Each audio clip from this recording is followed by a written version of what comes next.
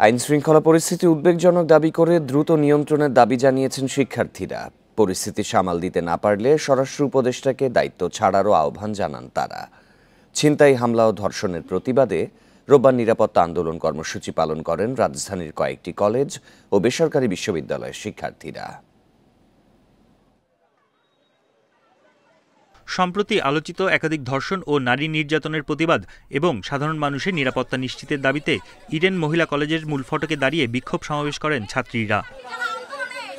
তারা বলেন, ধর্ষণ ও নারী নির্যাতনের ঘটনায় প্রশাসন কার্যকর কোনো ব্যবস্থা নিতে পারেনি।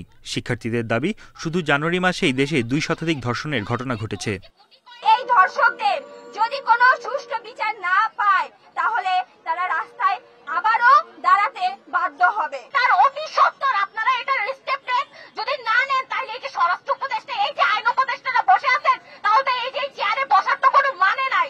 আইন শৃঙ্খলা পরিস্থিতি নিয়ন্ত্রণে প্রশাসনের ভূমিকা প্রশ্নবিদ্ধ দাবি করে দেশে দ্রুত গণতান্ত্রিক পরিবেশ তৈরির আহ্বান জানান তারা। এই অভ্যুত্থানের সামনের সারিতে রেখে নেতৃত্ব দিয়েছে সেই নারীরা আজকে ঘরের মধ্যেও সে নিরাপদ বোধ করছে না। যে রাষ্ট্র নারীর নিরাপত্তা নিশ্চিত করতে পারবে না, সেই রাষ্ট্র আমরা চাই না, এই রাষ্ট্রপ্রধানও আমরা চাই না। ছিনতাই, ডাকাতি ও সব ধরনের অরাজকতার বিরুদ্ধে প্রতিবাদ মিছিল করে সরকারি তিতুমির কলেজের শিক্ষার্থীরাও। 24 পরবর্তী সময়ে আমরা একটি নিরাপদ বাংলাদেশ চেয়েছিলাম, যেখানে রাজনৈতিক কিংবা অরাজনৈতিক কোনো ধরনের অনিরাপত্তা আমরা ভুগতে চাই না। শুধু শাস্তির আওতায় নয়, তাদেরকে মুক্ত জায়গায় শাস্তি দিন, যেন সারা বাংলাদেশের জনতা দেখতে পায় ধর্ষণের শাস্তি মুক্ত অবস্থায় তাকে গুলি করে হত্যা করা হয়েছে। ব্র্যাক বিশ্ববিদ্যালয়ের সামনেও নিরাপত্তা আন্দোলন কর্মসূচি পালন করেন শিক্ষার্থীরা। এ সময় তারা বিভিন্ন প্রতিবাদী প্ল্যাকার্ড প্রদর্শন করে দ্রুত আইনশৃঙ্খলা পরিস্থিতি উন্নতির দাবি জানান। পরিপূর্ণ নিরাপত্তা না দিতে পারলে দায়িত্বরতদের সরে যাওয়ারও আহ্বান জানান তারা। উনি যদি না পারেন, প্লিজ আপনি না পারলে আমাদের দেশকে আরো এরকম 2 দিনে 17টা থেকে 50টা ধর্ষণে নিয়ে যাবেন না। সরকারের এখন উচিত পুলিশ প্রশাসনকে একটু স্ট্রংলি হ্যান্ডেল করা। 5 আগস্ট স্বৈরাচার পতনের পরও দেশে আইনশৃঙ্খলা পরিস্থিতির উন্নতি না হওয়ায় হতাশা প্রকাশ করেন তারা। বন ইবনে কামাল, ইন্ডিপেন্ডেন্ট নিউজ, ঢাকা। মার্চের মাঝামাঝি সময়ে বাংলাদেশ সফরে আসছেন জাতিসংঘের মহাসচিব অ্যান্তোনিও গুতেরেস। একথা জানিয়েছেন জাতিসংঘের মিয়ানমার বিষয়ক বিশেষ দূত জুলি বিশপ। রোববার বিকেলে রাষ্ট্রীয় অতিথি ভবন যমুনায় প্রধান উপদেষ্টা অধ্যাপক মোহাম্মদ ইউনুসের সাথে সাক্ষাতের সময় একথা জানান তিনি। জুলি বলেন, আন্তোনিও গুতেরেস কক্সবাজার আশ্রয় শিবিরে থাকা রোহিঙ্গাদের সাথেও দেখা করবেন। বৈঠকে রোহিঙ্গা সংকটের সমাধান এবং বাংলাদেশের দক্ষিণ পূর্বাঞ্চলে বসবাসরত 10 লাখেরও বেশি বাস্তুচ্যুত রোহিঙ্গাকে মানবিক সহায়তার জন্য নতুন দাতাদের সম্পৃক্ত করার বিষয়ে আলোচনা করেন অধ্যাপক ইউনুস ও জুলি বিশপ। অধ্যাপক ইউনুস বলেন, জাতিসংঘ এবছরের শেষ দিকে রোহিঙ্গা সংকট নিয়ে আন্তর্জাতিক সম্মেলন করবে। এতে অস্ট্রেলিয়ার সাবেক ভারপ্রাপ্ত প্রধানমন্ত্রী জুলি বিশপকে এই গুরুত্বপূর্ণ সভায় মুখ্য ভূমিকা পালন করার আহ্বান জানান।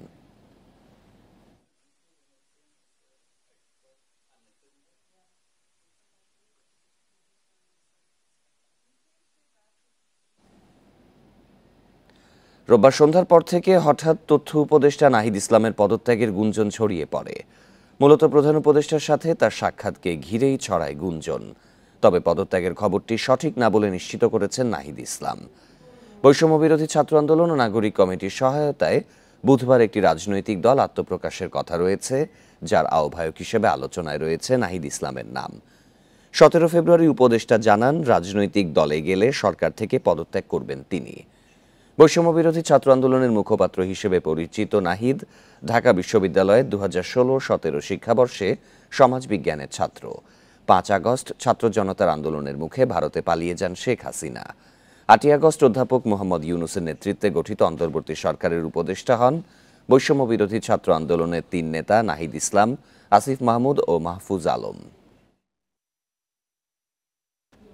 5 দফা দাবিতে দ্বিতীয় দিনের মতো কর্মবিরতিতে ইন্টার্ন চিকিৎসকেরা। এতে ভোগান্তি বেড়েছে চিকিৎসা নিতে আসা রোগীদের। এর আগে রোববার এমবিবিএস ও বিডিএস ডিগ্রি ছাড়া ডাক্তার হিসেবে স্বীকৃতি দেয়া বন্ধ সহ 5 দফা দাবিতে বিভিন্ন সরকারি হাসপাতালে কাজ বন্ধ রেখে আন্দোলন শুরু করেন ইন্টার্ন চিকিৎসকরা। চট্টগ্রাম ও রাজশাহীতে এই কর্মসূচির সাথে একাত্মতা জানিয়ে মেডিকেল কলেজের অন্য শিক্ষার্থীরাও ক্লাস পরীক্ষা বর্জন করেন। কর্মবিরতি চলছে সিলেট ও খুলনা মেডিকেলেও। আন্দোলনকারীরা বলছেন, দীর্ঘদিন ধরে নিয়মতান্ত্রিক উপায়ে তারা এসব দাবি সরকারের কাছে জানিয়ে এলেও কোনো ব্যবস্থা নেওয়া হয়নি। এদিকে ইন্টার্ন চিকিৎসকদের কর্মবিরতিতে সেবা নিশ্চিতে কিছুটা বিঘ্ন হলেও রুটিন অনুযায়ী হাসপাতালে কাজ চলছে বলে জানিয়েছে কর্তৃপক্ষ।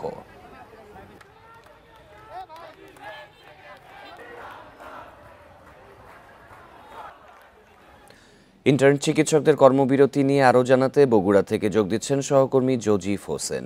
জজিফ, আজকে তো দ্বিতীয় দিনের মতো কর্মবিরতি চলছে, হাসপাতালের কার্যক্রমে কেমন ব্যাঘাত ঘটছে এই কর্মবিরতির ফলে?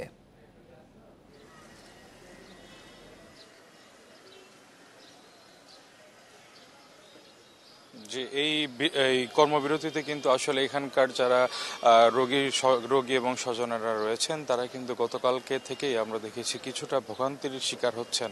কারণ আপনি জানেন যে আসলে প্রাথমিক অবস্থায় যে চিকিৎসাটি প্রদান করে সেটি কিন্তু যারা ইন্টার্ন করেন যে ইন্টার্ন চিকিৎসকরা থাকেন তারাই কিন্তু প্রাথমিক চিকিৎসাটি রোগীদেরকে দিয়ে থাকেন। সেই ক্ষেত্রে বর্তমানে যে অবস্থা রয়েছে, এখানে আমরা উপপরিচালকের সাথে কথা বলেছি, তিনি যেটি জানিয়েছেন যে যেহেতু ইন্টার্ন চিকিৎসকরা বর্তমানে তারা কর্মবিরতিতে রয়েছে, তারা বলছেন যে অন্যান্য যে ডক্টররা রয়েছেন, চিকিৎসক রয়েছেন, তাদের মাধ্যমে এই জরুরি বিভাগ থেকে শুরু করে অন্তর্বিভাগ এবং আরও যে ইমার্জেন্সি বিষয়গুলো থাকে প্রত্যেকটি বিভাগে তারা সিনিয়র ডক্টরদের দ্বারা পরিচালিত করছেন। তো এই ইন্টার্ন চিকিৎসকদের যে দাবি আসলে এমবিবিএস এবং বিডিএস ছাড়া তাদেরকে অন্য কাউকে যাতে স্বীকৃতি দেওয়া না হয় এবং একই সাথে বিসিএস এর তাদের যে বয়সের সময়সীমা সেই সময়সীমা বৃদ্ধি এবং ম্যাথসের যারা স্টুডেন্ট রয়েছে, শিক্ষার্থী রয়েছে, তাদের যাতে এই এমবিবিএস এর স্বীকৃতি দেওয়া না হয়, এই দাবিতেই কিন্তু তারা মূলত আরও 2 দফা দাবি সহ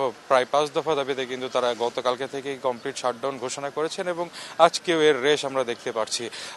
এখানে যারা রোগীরা আসছেন তারা যেটি বলছেন যে এখানে অনেক রোগীর স্বজনরাই আমাদের কাছে জানিয়েছেন যে তারা প্রথম অবস্থায় এসেই আসলে কার কাছে নিয়ে যাবেন কিংবা কোন চিকিৎসকদের কাছে নিয়ে যাবেন সেটি কিন্তু তারা খুঁজে বেগ পেতে হয়েছে সকাল থেকে যারা এসেছেন তাদেরকে।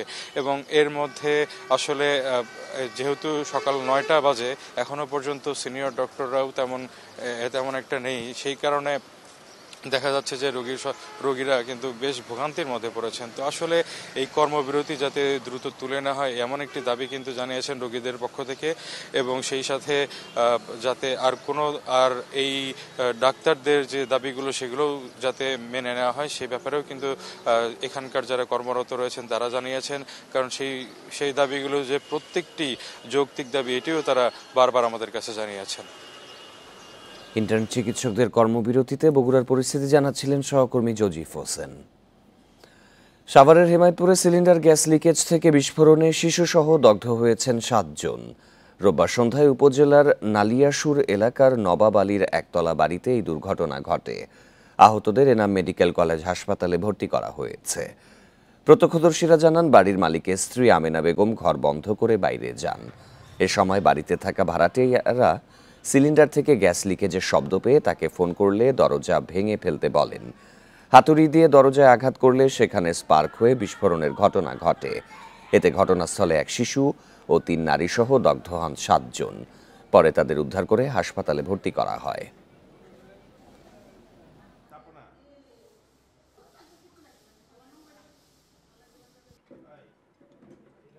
দাঁড়ানো যে রুমে ছিল গ্যাসের চুলাটা ওখানে মানে গ্যাসে লিক ছিল, তো বাইরেতে নাকি গন্ধ পেয়েছে যে গন্ধর কারণ কি, বন্ধর তালা ভাঙতে গেছে, তালা বাড়ি দিছে, তো এই আগুনের সৃষ্টি। রাজনৈতিক স্থিতিশীলতা না থাকলে দেশে অস্থিরতা আরও বাড়বে বলে সতর্ক করেছেন বিএনপির ভারপ্রাপ্ত চেয়ারম্যান তারেক রহমান। রোববার বিকেলে ঢাকা বার আইনজীবী ফোরামের 31 দফা নিয়ে প্রশিক্ষণ কর্মশালায় দেয়া ভার্চুয়াল বক্তব্যে তিনি এই সতর্কতা দেন। এ সময় সংসদেই সংস্কারের একমাত্র জায়গা বলে মন্তব্য করেন তিনি। রাষ্ট্রকাঠামো মেরামতে 31 দফা নিয়ে ধারাবাহিক কর্মশালা করছে বিএনপি। এরই অংশ হিসেবে ঢাকা বার আইনজীবী সমিতি মিলনায়তনে এ আয়োজন। কর্মশালার শুরুতে বক্তব্য রাখেন আইনজীবী সমিতির বিভিন্ন পর্যায়ের নেতারা। কর্মশালায় লন্ডন থেকে ভার্চুয়ালি যোগ দেন বিএনপির ভারপ্রাপ্ত চেয়ারম্যান তারেক রহমান। বলেন, সরকারে থাকা কয়েকজনের মন্তব্যে মনে হচ্ছে তারা তাদের মূল লক্ষ্য থেকে সরে যাচ্ছেন। তাদের কথাবার্তায় জনমনে বিভ্রান্তি তৈরি হচ্ছে বলেও মনে করেন তিনি। সরকারের মূল দায়িত্ব হচ্ছে সেটি অর্থাৎ দেশের মানুষ যেই সিদ্ধান্ত নিতে চায় সেই সিদ্ধান্তের সাথে একমত পোষণ করা এবং দেশের মানুষকে তার সিদ্ধান্ত নিতে সহযোগিতা করা, সেই ব্যবস্থা করা, রাজনৈতিক সিদ্ধান্ত গ্রহণ করতে সহযোগিতা করা। সংসদই সংস্কার বাস্তবায়নের একমাত্র জায়গা উল্লেখ করে বিএনপির ভারপ্রাপ্ত চেয়ারম্যান বলেন, দেশ অস্থিতিশীল হলে অর্থনীতি সহ সব খাতই ক্ষতিগ্রস্ত হবে। যখনই রাজনৈতিক অস্থিরতা থাকবে, রাজনৈতিক স্টেবিলিটি যদি আমরা এনশিওর করতে না পারি, তাহলে আমরা যে যত সংস্কারই ঘোষণা করি না কেন, যে যত নীতি গ্রহণ করি না কেন, কোনোটি সাকসেসফুল হবে না। রাজনীতি অস্থির হলে এটি এফেক্ট করবে অর্থনীতিতে এবং অর্থনীতি এফেক্ট করবে সবকিছুকে। তারেক রহমান বলেন, সংসদ কার্যকর করতে যত দেরি হবে, রাজনৈতিক, সামাজিক, অর্থনৈতিক সহ সব খাতে ততই অস্থিরতা বাড়বে। আনোয়ার সাদাত নূর, ইন্ডিপেন্ডেন্ট নিউজ, ঢাকা। দীর্ঘ 19 বছর পর গোপালগঞ্জে আজ অনুষ্ঠিত হচ্ছে বিএনপি সমাবেশ। সমাবেশ সফল করতে এরই মধ্যে শেষ হয়েছে প্রস্তুতি। শহরের পৌর পার্কে সকাল 10টায় সমাবেশ হবে। জেলার বিভিন্ন স্থানে ব্যানার ও ফেস্টুন টাঙানো এবং সড়কে সড়কে নির্মাণ করা হয়েছে তোরণ। জনসভায় প্রধান অতিথি হিসেবে উপস্থিত থাকবেন বিএনপির vice chairman doctor Asaduzzaman Ripon ও কেন্দ্রীয় বিএনপির সাংগঠনিক সম্পাদক শামা ওবায়েদ। সভায় অন্তত 40,000 লোকের সমাগম আশা করা হচ্ছে। এদিকে ধামরাইয়ে ঢাকা জেলা বিএনপির জনসভা ঘিরে চলছে শেষ মুহূর্তের প্রস্তুতি। প্রধান অতিথি হিসেবে উপস্থিত থাকবেন বিএনপি মহাসচিব মির্জা ফখরুল ইসলাম আলমগীর। জনসভা ঘিরে পুলিশের পক্ষ থেকে বাড়তি নিরাপত্তা নেওয়া হয়েছে।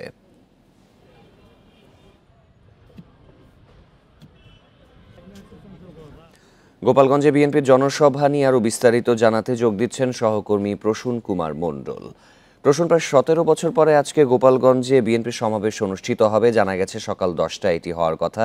শেষ মুহূর্তের প্রস্তুতি কেমন দেখা যাচ্ছে? নেতাকর্মীরা সেখানে উপস্থিত হয়েছেন কি?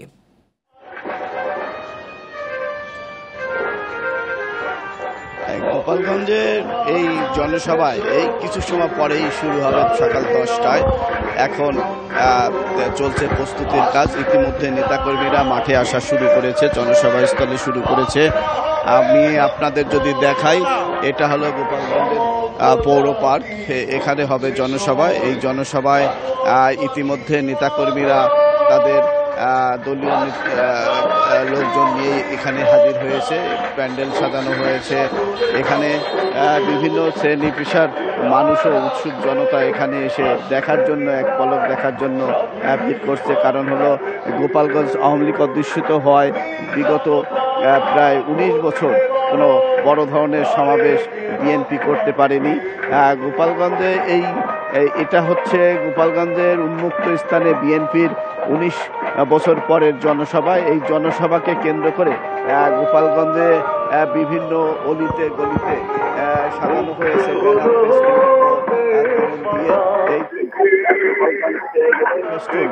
গোপালগঞ্জ ছেয়ে গেছে। ইতিমধ্যে গোপালগঞ্জের পৌর পার্কে এই জনসভা স্থলে হাজির হয়েছে বিভিন্ন দলীয়, মানে ইউনিয়ন থেকে এবং ওয়ার্ড থেকে আসা নেতাকর্মীরা।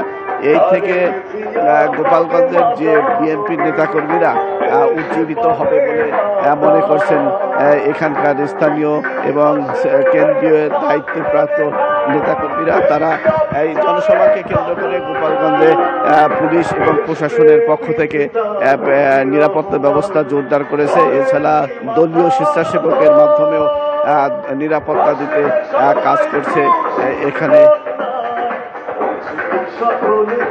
এছাড়া গোপালগঞ্জে আর কিছু সময় পরে সকাল 10টায় এই সম্মেলন অনুষ্ঠিত হবে। এই ছিল গোপালগঞ্জে বিএনপি জনসভার বিষয়ে জানাচ্ছিলেন সহকর্মী। ছাত্রদল নিষিদ্ধ ঘোষিত ছাত্রলীগের পথেই হাঁটছে বলে মন্তব্য করেছেন ছাত্র শিবির সভাপতি জাহিদুল ইসলাম।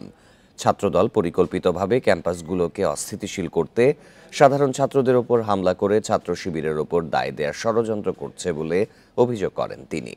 তবে মধুর ক্যান্টিনে ছাত্র শিবিরের সংবাদ সম্মেলনের নিন্দা ও প্রতিবাদ জানিয়ে এক বিবৃতিতে ছাত্রদলের নেতারা জানায়, শহীদের আঙিনায় খুনি সহযোগীদের বিচরণ খুবই ন্যাক্কারজনক। এর আগে রোববার বিকেলে ঢাকা বিশ্ববিদ্যালয়ে দেশের সমসাময়িক পরিস্থিতি নিয়ে এক সংবাদ সম্মেলনের আয়োজন করে ইসলামী ছাত্র শিবির। ছাত্র রাজনীতি নিয়ে যে জনাকাঙ্ক্ষা তৈরি হয়েছিল তা কিছু ছাত্র সংগঠনের সন্ত্রাসী কর্মকাণ্ড, চাঁদাবাজি, দখলদারি চালু রাখায় শিক্ষার্থীদের মধ্যে রাজনীতি বিমুখতা তৈরি করেছে, যাতে শিক্ষার পরিবেশ বিনষ্ট হচ্ছে। ক্যাম্পাসে ছাত্রদল, ছাত্র শিবির সহ অন্যান্য ছাত্র সংগঠনকে অন্যায়ভাবে দমনের চেষ্টা করছে বলেও এ সময় অভিযোগ করেন শিবির সভাপতি। দুঃখজনক হলেও আবারও কিছু ছাত্র সংগঠন সেই ফ্যাসিবাদী ছাত্র রাজনীতির সংস্কৃতির অবতারণা করছে, যা জুলাই গণ অভ্যুত্থানের স্পিরিটের সম্পূর্ণ পরিপন্থী। নিষিদ্ধ ছাত্রলীগ বাংলাদেশ থেকে বিতাড়িত হলেও দুর্ভাগ্যজনকভাবে আমাদের বন্ধুপ্রতিম ছাত্র সংগঠন ছাত্রদল তাদের পথ অনুসরণ করতে দেখা যাচ্ছে। আওয়ামী লীগের শাসনামলের 15 বছরে অবৈধভাবে প্রায় 800 কোটি টাকার সম্পদ গড়ে তোলেন খাগড়াছড়ির মানিকছড়ির আওয়ামী লীগের সভাপতি ও সাধারণ সম্পাদক। জমি দখল, বাজারে ইজারা, প্লট বাণিজ্য ও বাগান দখলেরও অভিযোগ রয়েছে তাদের বিরুদ্ধে। প্রশাসনের কাছে অভিযোগ দিয়েও প্রতিকার পায়নি ভুক্তভোগীরা। খাগড়াছড়ির মানিকছড়ির হাজীপাড়ার এই বিলাসবহুল বাড়ির মালিক উপজেলা আওয়ামী লীগের সভাপতি ও সাবেক উপজেলা পরিষদের চেয়ারম্যান জয়নাল আবিদিনের। গত 15 বছরে অবৈধ সম্পদের পাহাড় গড়ে তোলেন তিনি। এমন অভিযোগ উপজেলা আওয়ামী লীগের সাধারণ সম্পাদক মাইনুদ্দিনের বিরুদ্ধেও। মানিকছড়ি বাজারে জায়গা দখল করে মার্কেট নির্মাণ, বাণিজ্যিক প্লট স্থাপন, এমনকি কৃষকের জমি দখল করে বাগান গড়ে তোলেন তারা।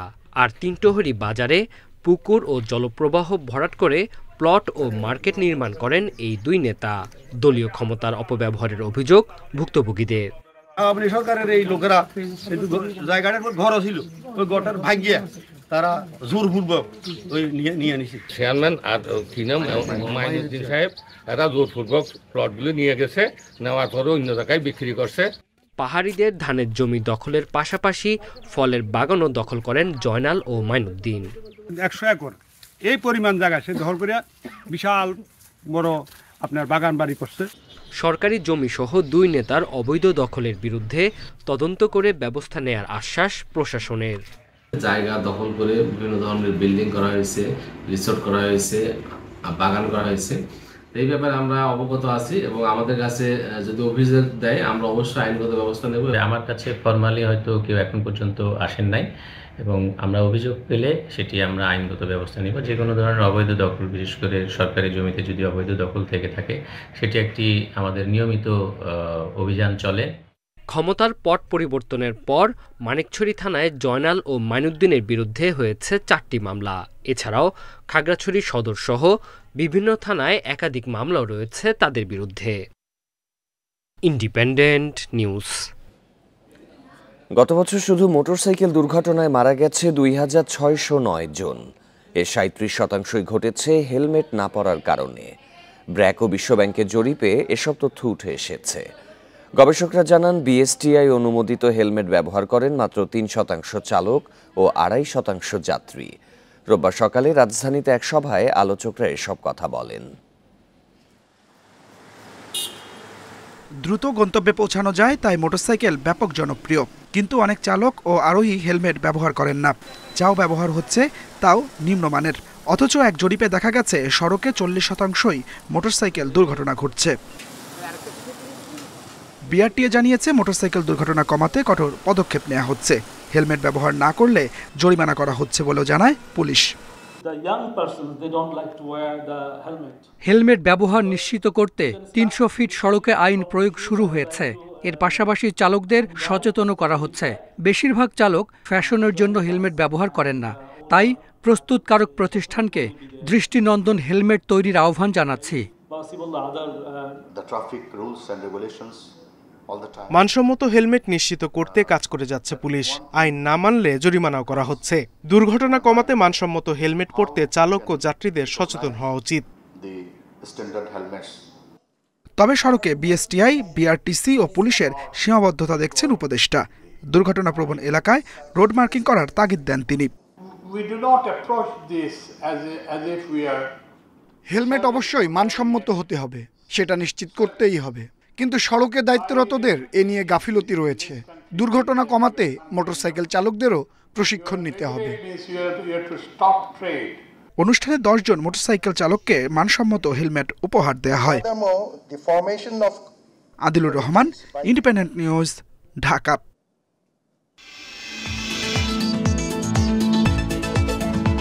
বিলুপ্তির পথে সাঁওতাল সম্প্রদায়ের ঐতিহ্যবাহী কাঠ বানাম বা সারেঞ্জা, ক্ষুদ্র নৃগোষ্ঠীর নিজস্ব এই বাদ্যযন্ত্রটি একসময় নানা আয়োজনে ব্যবহার হলেও এখন আর দেখা মেলে না। দিনাজপুরের একটি গ্রামে এখন বাদ্যযন্ত্রটি বাজাতে জানেন কেবল একজনই।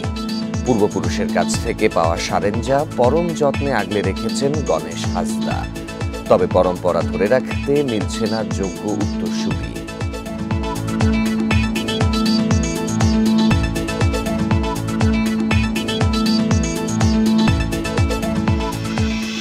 প্রতিবেদনটি থাকছে সংবাদের শেষ অংশে। এবার রোজায় খেজুরের দাম গতবারের চেয়ে 20% কম হবে। ব্যবসায়ীরা বলছেন শুল্ক কমানোয় ও সিন্ডিকেট ভাঙায় এবার খেজুর আমদানি বেড়েছে। ভোক্তাদের আশা, বাজারে নজরদারি থাকলে কম দামে খেজুর পাওয়া যাবে। ইফতারের অন্যতম খাবার খেজুর। রোজায় এগিয়ে আসায় রাজধানীর পাইকারি বাজার বাদামতলীতে বিক্রি বেড়েছে। সব আড়তে বিভিন্ন মানের খেজুরে ভরপুর। শুল্ক 25 থেকে কমিয়ে 15% করায় আমদানিও বেড়েছে। ব্যবসায়ীরা বলছেন আওয়ামী লীগের সময় খেজুর আমদানি নিয়ন্ত্রণ করত নজরুল ইসলামের নাসা ও হাজি সেলিমের মদিনা গ্রুপ। এবার সে সিন্ডিকেট ভেঙেছে। গতবার খেজুর এসেছিল 20,500 টন, এবার আমদানি হয়েছে 44,000 টন। ডলারের দাম বেশি, গত বছরের থেকে বেশি হলেও সরকার কিছু সিদ্ধান্ত নিয়েছে এবং তারা ডিউটি ছাড় দিয়েছে এবং ভ্যালুতে টেরিফ ভ্যালু যেটা ছিল অ্যাসেসমেন্ট ভ্যালু সেটার ভিতরে ছাড় দিয়েছে এবং সামনে আরও ছাড় দিতে যাচ্ছে। খেজুরের মার্কেট বরাবরই এবছর গত বছরের দিকে কম থাকে। গত বছর মাবরুর জাতের খেজুরের দাম ছিল 1400 থেকে 1500 টাকা, এবার বিক্রি হচ্ছে 1200 টাকায়। আজোয়া খেজুর বিক্রি হচ্ছে 800 টাকায়। জায়েদি খেজুরের মান ভেদে বিক্রি হচ্ছে 250 থেকে 400 টাকায়।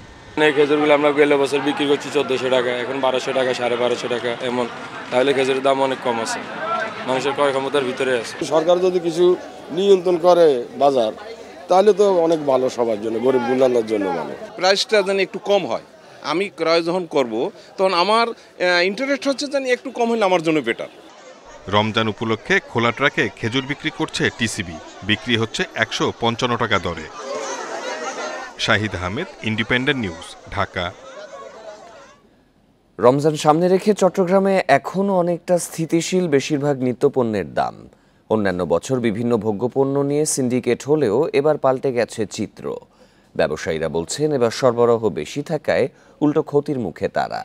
তবে এখনও বাজারে মুনাফালোভী সিন্ডিকেট সক্রিয় বলে মন্তব্য বিশ্লেষকদের। রাজনৈতিক পট পরিবর্তনের পর গেল আগস্টে দেশে ভোগ্যপণ্যের সবচেয়ে বড় পাইকারি বাজার চট্টগ্রামের খাতুনগঞ্জে হুহু করে বেড়েছে পেঁয়াজ, রসুন, আদার মতো অনেক পণ্যের দাম। আশঙ্কা ছিল দিনে দিনে তা আরও বাড়বে। তবে এখন পর্যন্ত গতবারের চেয়ে কম দামেই পাওয়া যাচ্ছে রমজানের দরকারি ভোগ্যপণ্য। শুল্ক কমায় চলতি বছর খেজুরের পাইকারি বাজারে দাম কমেছে 30% পর্যন্ত। পেঁয়াজ, রসুন, আদার দামও আগস্টের তুলনায় অনেক কম।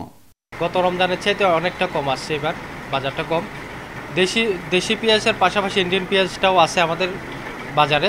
আমরা ব্যবসা যারা করি, আমরা হলো কমিশনে ব্যবসা করি, আমরা তো বাড়ানোর কোনো প্রশ্ন আছে না। দেখা গেল পাটির কিনা বেশি, তখন যদি কয় বলে আমার এই দামে বেচবেন, আমরা ওই দামে বেশি। ব্যবসায়ীরা বলছে রমজানে ভোগ্যপণ্যের চাহিদার তুলনায় এবার আমদানি অনেক বেশি। খাতুনগঞ্জে 2024 সালের জানুয়ারিতে যেখানে 214 জন রোজার পণ্য আমদানি করেছেন, সেখানে এবার আমদানিকারক 350-র মতো। প্রতিযোগিতা বেড়েছে বলেই সরবরাহ বাড়তি। কয়েকটি বড় বড় কোম্পানিরা আমদানি করার সুযোগ পেয়েছেন ব্যাংক থেকে। এখন ছোট এবং মাঝারি সব ধরনের আমদানিকারকরা ব্যাংক থেকে আমদানি করার সুযোগ পাচ্ছেন, বৈষম্য শিকার হচ্ছে না। প্রতিযোগিতামূলক বাজার হওয়াতে বাজারে স্থিরতা বিরাজ করছে। তবে এখনও অস্থির সয়াবিন ও পাম তেলের বাজার। বোতলজাত তেল নিয়ে চলছে নানা হিসাব নিকাশ। পাওয়া যাচ্ছে না বেশিরভাগ দোকানেই। বিশ্লেষকরা বলছে বাজারের সিন্ডিকেট এখনও সক্রিয়। তাদের নিষ্ক্রিয় করতে সরকার ব্যর্থ বলেও মন্তব্য তাদের।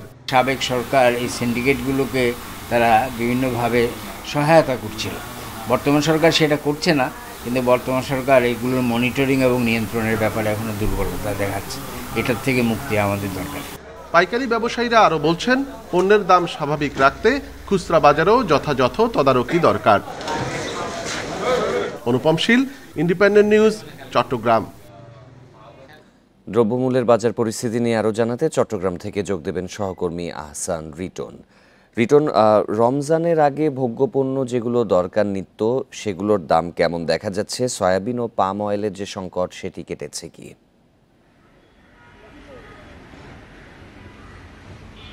দেখুন, আর কদিন পরে রমজান শুরু হবে এবং সেই বিষয়টিকে মাথায় রেখে আমরা দেখছি যে আসলে রমজান কেন্দ্রিক যে সমস্ত পণ্যগুলো রয়েছে সেই পণ্যগুলোর দাম এখন অনেকটাই সহনীয় বলা যেতে পারে। যেমন আমরা গত বছর দেখেছিলাম খেজুরের দাম একেবারে আকাশচুম্বী হয়েছিল, সেই খেজুর এখন একেবারে বলা যেতে পারে যে ক্রয় ক্ষমতার মধ্যে চলে এসছে।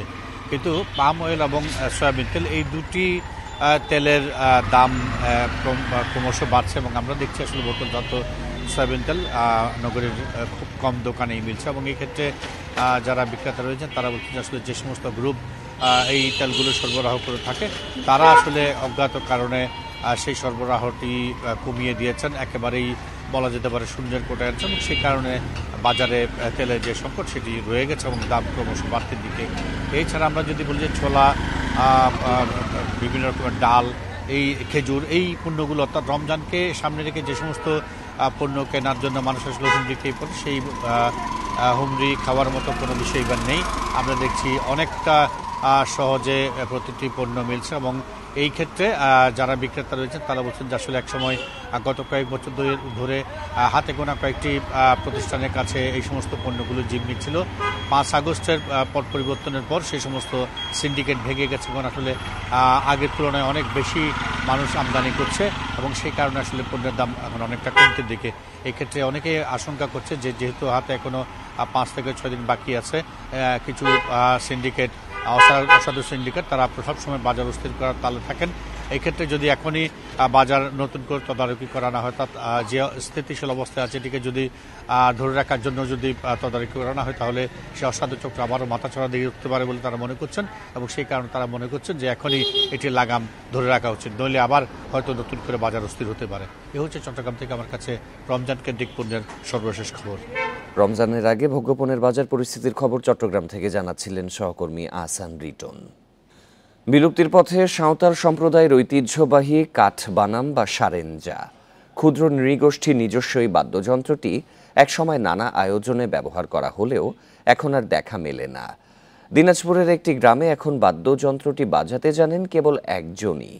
পূর্বপুরুষের কাছ থেকে পাওয়া সারেঞ্জা পরম যত্নে আগলে রেখেছেন গণেশ হাসদা। তবে পরম্পরা ধরে রাখতে মিলছে না যোগ্য উত্তরসূরি।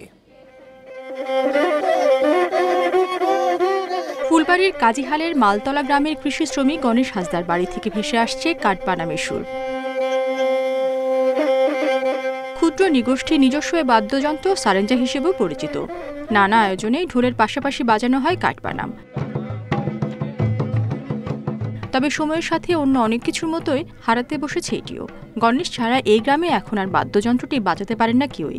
2-4 বছর কষ্ট করলাম, তারপরে বাজাতে বাজাতে শিখলাম। এখন পাড়ায় অনুষ্ঠানে আমাকে ডাকার পরে টাকা পয়সা দেয়। কাঠের ফ্রেমের ওপর গুইসাপে চামড়া আর ঘোড়ার চুলের তার দিয়ে তৈরি কাঠবানাম বা সারেঞ্জা। তবে এখন কয়েক অঞ্চল ঘুরেও দেখা পাওয়া কঠিন। এই যন্ত্র তো আর দেখাও যায় না। কয়েকটা গ্রাম ঘুরেছি, দেখা যায় না। শুধু আমাদের গ্রামে এই ছেলেটাই বাজায় এই যন্ত্র। নিউ জেনারেশন যেটা আসছে তারা যেন শিখে রাখে, এটা আমাদের জন্য খুবই গুরুত্বপূর্ণ। বাবার কাছে দীক্ষা নিয়েছিলেন গণেশ। এবার তিনি কার হাতে দিয়ে যাবেন ঐতিহ্যের এই পরম্পরা। নতুন প্রজন্মের আগ্রহ তৈরি এবং ক্ষুদ্র নৃগোষ্ঠীর সংস্কৃতি রক্ষায় প্রশাসনের সহায়তা চান স্থানীয়রা। মানুষকে সচেতন করতে পারে, উদ্বুদ্ধ করতে পারে। হয়তো আমাদের সাঁওতাল কমিউনিটির যে ঐতিহ্যবাহী যে একটি বাদ্যযন্ত্র, এটি হয়তো আমরা ভবিষ্যতে সংরক্ষণ করতে পারবো। সংস্কৃতি আছে, সেই সংস্কৃতিকে ধরে রাখার জন্য বিভিন্ন সহায়তা কার্যক্রম চলমান আছে এবং সরকার এগুলো ধরে রাখার জন্য বদ্ধপরিকর। মালতলা গ্রামে অন্তত 18 থেকে 20টি ক্ষুদ্র নৃগোষ্ঠী পরিবার থাকে। তবে যোগাযোগ ব্যবস্থা ভালো না হয় অনেকটাই যেন বিচ্ছিন্ন এখানকার বাসিন্দারা। Independent news. এই ছিল বিরতিহীন সংবাদে, আমন্ত্রণ পরের আয়োজনে।